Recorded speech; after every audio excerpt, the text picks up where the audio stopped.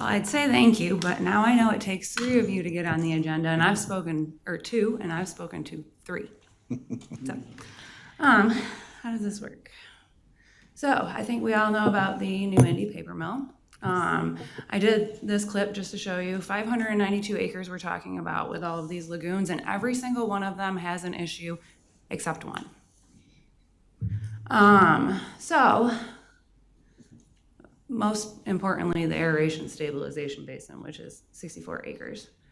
Now, I've already requested that the county get involved and the county do something, and I was already told that they could not do anything about emissions. But then I go on the South Carolina Pollution Control Act law, and it turns out the county can. Section 481-310 states that the county can enact a pollution working with South Carolina DHEC. Now, the reasons why I feel that we need to do that is because DHEC brought the EPA in because they admitted that they don't have enough experience. The EPA, and this goes to another slide I have, has the minimum risk level set at 70 ppb, but they also have geyser studies showing it lower, 40 to 50 ppb with symptoms showing. Now, I was excited to speak tonight with the presentations we had. I didn't realize I would be at the very end. So keep in mind the veterans that they spoke about, the statistics that they spoke about, and people with pre-existing conditions, like our disabled veterans in our area, are the ones that are most susceptible to these 4 pollutants, not just one, and that's the only one the EPA is requiring New-Indy to test for. Hydrogen sulfide. There's methyl mercaptan. There's dimethyl disulfide and dimethyl sulfide. What else? New-Indy was in denial for 3 months. So here's the problem. They self-report. If they were in denial for 3 months, they left it up to the community to report the issue. That's a problem. CDC and OSHA. This one, however, with continuous low-level exposure or at high concentrations, a person loses his ability to smell it. So, I hear all these workers and all these locals and everything state, well, we don't smell it. I've been up there 4 times this week. I don't smell anything. The workers aren't complaining, so it must not be a big deal. This is why. It causes paralysis to your nerves in your nose, and you can no longer smell it. I worked with styrene, which does the similar, you get used to it, so I know how it works. Now here's the geyser studies I mentioned at 40 ppb, Cal EPA 1999. So we've known this. They use 30-minute averaging times, and chronic averaging time is after 1 year. This is part of the main ambient air study. It's their state program that they enacted back in 2006, sorry.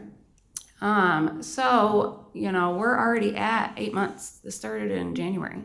We're almost at 1 year. We're almost at chronic. And I take it seriously because I have a neurological condition. It affects me greatly. New-Indy, with their phelo plan, they were supposed to they're supposed to create jobs and invest $400 million over 8 years, but the terms of the phelo are 40, which I guess is confusing for me. Now they're 400,000, I hear how much they invest in the community, and these are from the census data of 2019 and 2020. So we listened to the presenters before that and how much they talked about growth in this area. This number is only going to double. So I just want to clarify that the community members and the residents that live here invest more in our county than New-Indy paper mill does. And they will continue to, because we will continue to grow faster than they are continuing to grow. Job creation. Per the phelo, they were supposed to create jobs. Now, back when they were purchased in 2019, there is an article on the York County website stating that they employ 460 employees. If you were to go to their website right now, they currently employ 450. They've been here since 2019. Did you know that the town of Waxhaw in 2020 and 2021, during a pandemic, and it applies because the town of Waxhaw is affected by New-Indy, it gets the toxic odor. Their businesses in the town created 121 jobs during a pandemic. So how come New-Indy hasn't? When it's part of their philo.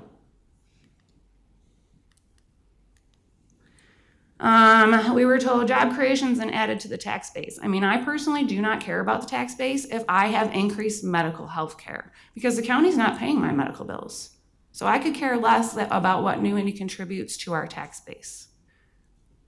It's causing medical issues. This was before May 26th, and it's only gotten worse. 750 nausea, 670 headaches, nose and throat 370, and eye irritation was 360. And I did my own study in my own group, and there was more and more symptoms than that. It also causes coughing, difficulty breathing, and asthma flare-up. So asthma, medical issues are a problem. So these are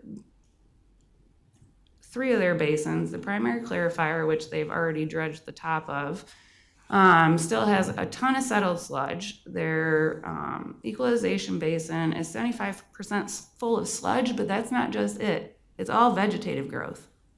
All of it. I mean, there's a ditch around the whole thing and an inlet, and that's it. The rest is vegetated because they haven't bothered to maintain.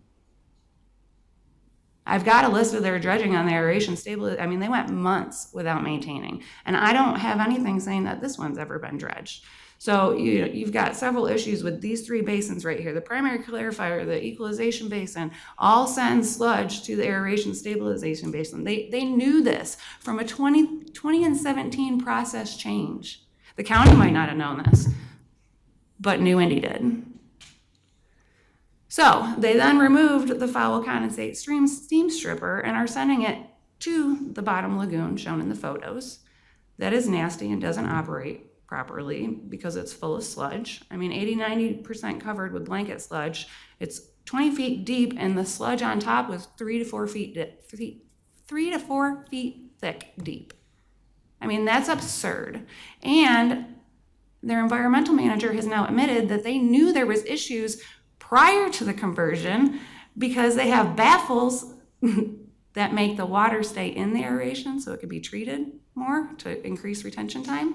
And those were circum with sludge prior to New-Indy even purchasing. So this process change should have never happened. They used air modeling from 2016. Well, too bad Resolute did a process change in 2017. So there goes that air modeling right out the window. Then they did an addendum to take the steam stripper out, used water modeling from the EPA and NA, I forget the abbreviations, NA, some government agency. But that goes out the window if their air modeling went out the window, and they didn't account for the status of their lagoons because they didn't bother to fix the process changes that would cause this. So they still have stuff being sent to, the EQ basin. The primary clarifier gets into the aeration stabilization basin. That's how it got so loaded with fiber. No backups, no nothing. They still continue to do it. Now, they're planning to fix it, but they don't tell us when.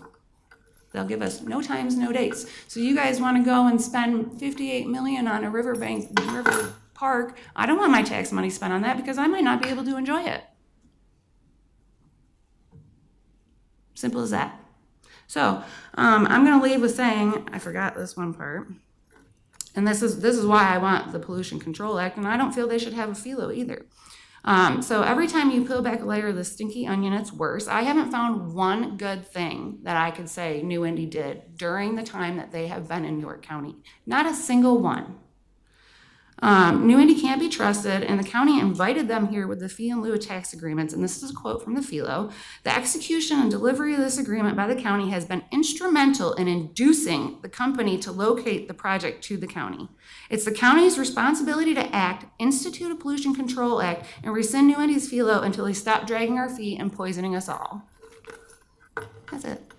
Thank you, Ms. Bishop. Any questions?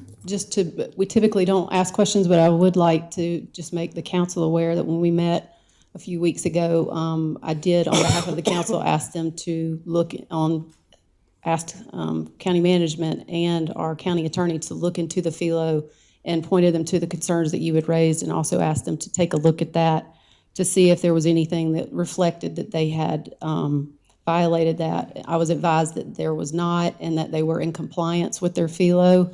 That FELO was executed after the issues came to light, but it's also my understanding that this will be an annual review as well. The Department of Revenue overlooks that part. With respect to the other issues, and I think we reached out to let you know that what we were being advised is the EPA and the federal and the state laws preempted council action. I did advise them of the ordinance that you raised, and I mean, if there's any additional information that our county attorney wants to provide. The FELO was enacted in 2019, so I guess I'm confused as to why you say it was after. Mr. Kendry, if you have any other comments, if you want to say from a legal standpoint. Sure. We believe there are two pending orders in place that New-Indy is subject to. There's an ongoing compliance order that they are overseeing the emissions and the allegations against the plant. And I believe they're compliant and have been providing information to both EPA and DHEC. We checked with DHEC to see if there were any local counties or any counties within the state that have instituted their own pollution control plans, and they say there are none. The statutory section provides that the regulations implemented by the local county would need to be overseen by DHEC and approved, and that it would be almost cost prohibitive to duplicate the services that are ongoing with the state. DHEC did bring EPA to assist in the oversight of New-Indy, and as I mentioned at the outset, both have standing orders against the company. Okay, but those orders only allow them more time to do nothing. We're 9 months in. They used one dredger for I don't know how long, or one excavator to dredge for I don't know how long. I mean, we're talking 592 acres. I think we thank you for coming out and speaking out. I think all of that information has been taken in by council now, and wanted to make sure that it was clear from a legal standpoint where we stand currently, but we appreciate you being here tonight. Okay. Thank you. Thank you.